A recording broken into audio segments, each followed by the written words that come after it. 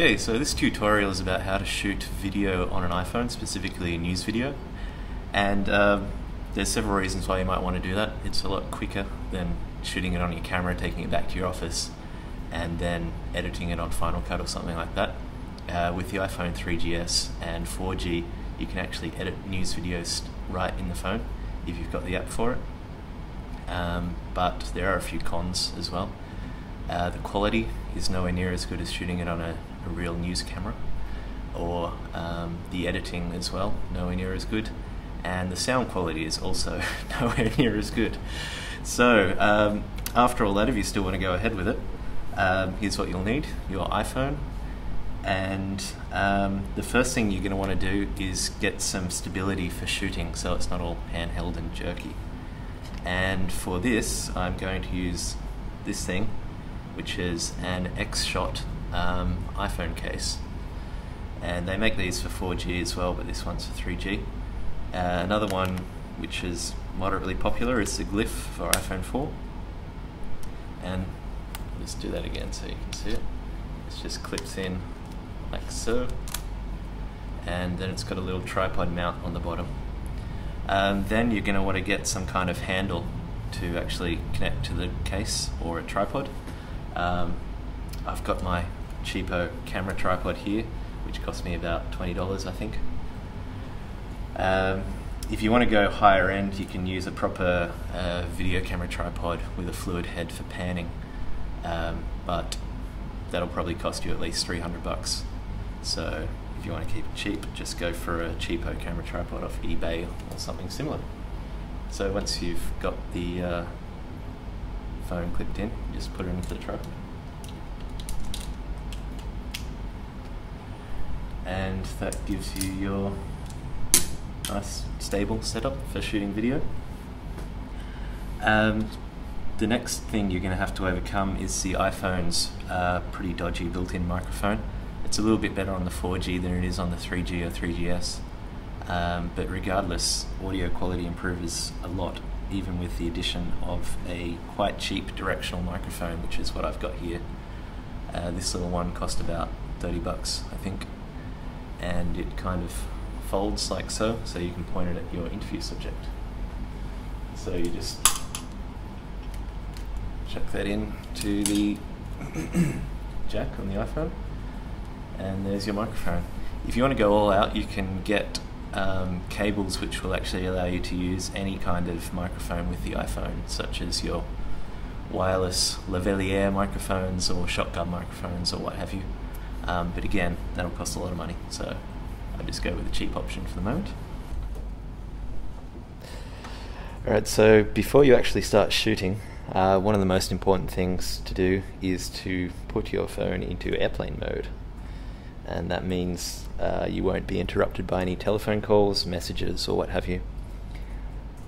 And once you've done that, just open up the camera app. I use the camera app. There are a couple of video recorder apps available, but none of them seem to have features that warrant the price tag.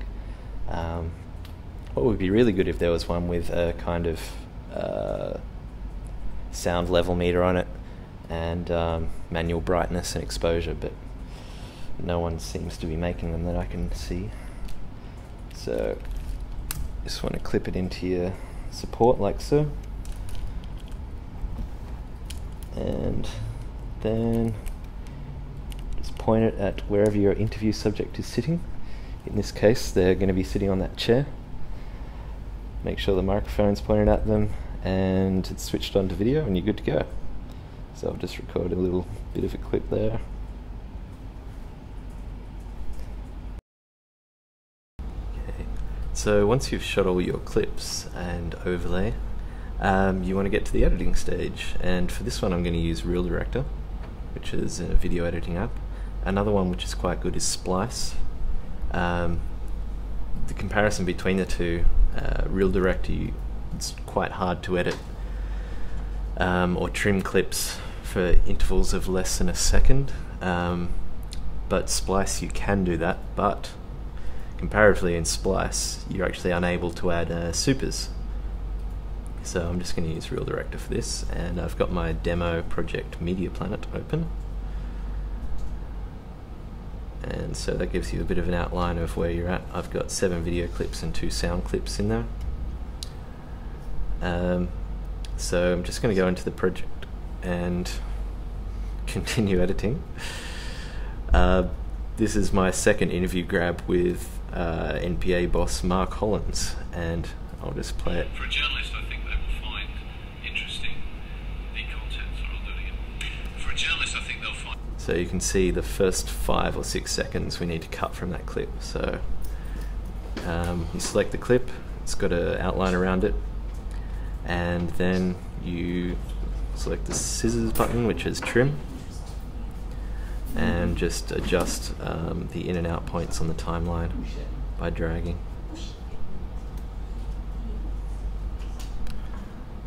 And we'll just do this and click final trim, and that cuts the clip. So just see if that's where we want it. For a journalist, I think they'll find fascinating the video that we've taken from the Adelaide Advertiser, and that looks good. which describes the new look of a newsroom that is coping with digital platforms and print. I don't think there's anything like it in anywhere else in the world. Okay, that's it. Okay. So we'll need to cut the end of that as well.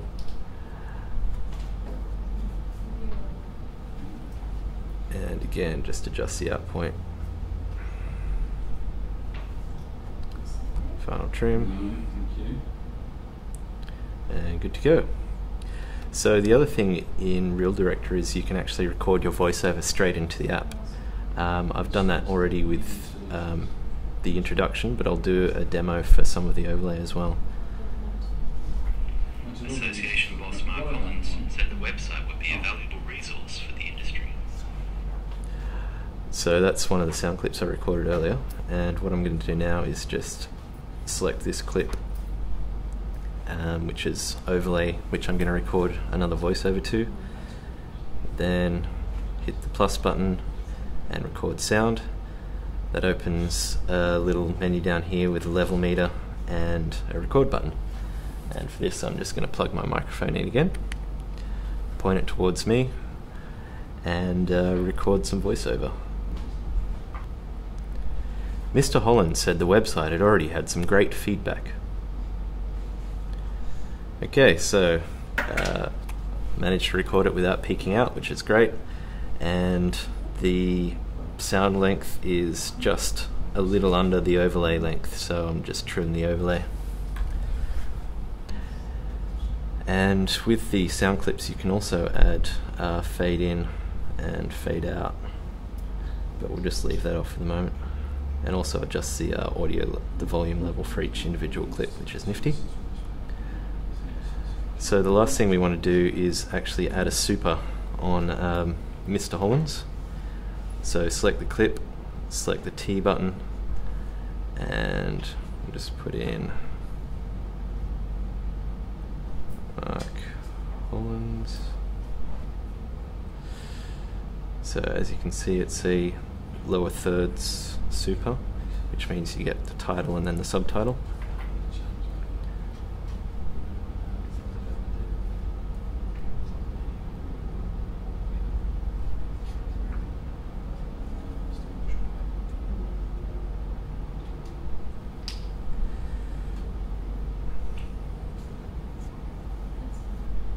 And you can adjust the length of the super and also the style and the font if you really want to. But that's pretty much it. So now you can see the T shows up in the clip, and there's a little preview. Not sure if you can see down here. We've launched Media Planet to help. Okay, it won't actually show up until you render, but you can see a preview of how it'll look down here.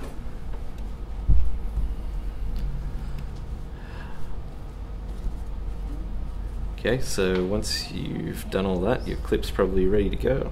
All you need to do is export it. So just go back to your project information window and render.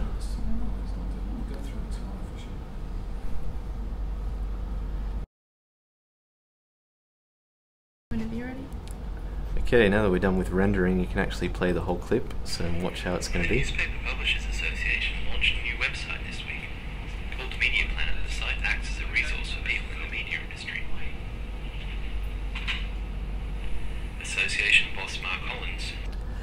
So you get the gist. With RealDirect you can't actually preview the clip until you've rendered, and Splice actually lets you preview in the clip before you export it, so it's a bit better for that. But on the other hand, the timeline doesn't actually represent the length of the clip, so it's kind of one or the other really.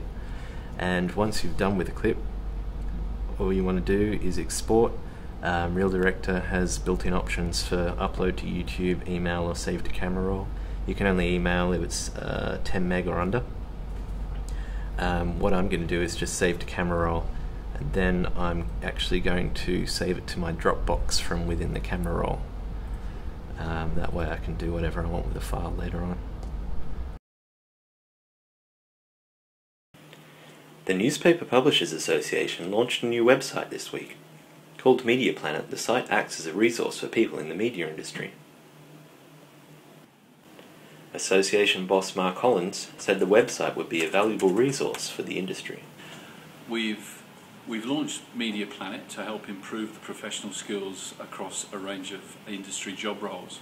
The website itself has been designed around job roles, so journalists, editors, marketers, printers, salespeople and publishers can all see content that is totally relevant to them. Mr. Holland said the website had already had some great feedback. For a journalist, I think they'll find fascinating the video that we've taken from the Adelaide Advertiser, which describes the new look of a newsroom that is coping with digital platforms and print. I don't think there's anything like